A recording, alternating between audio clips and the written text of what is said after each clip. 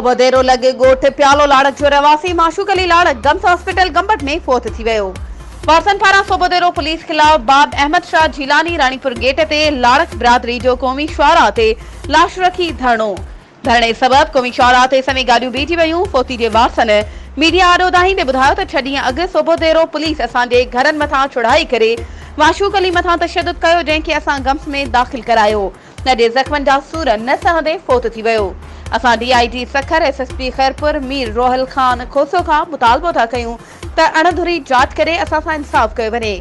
ॿिए पासे पुलिस जो चवणु आहे त मक़तूल असांजी कस्टडी में ई न हुयो।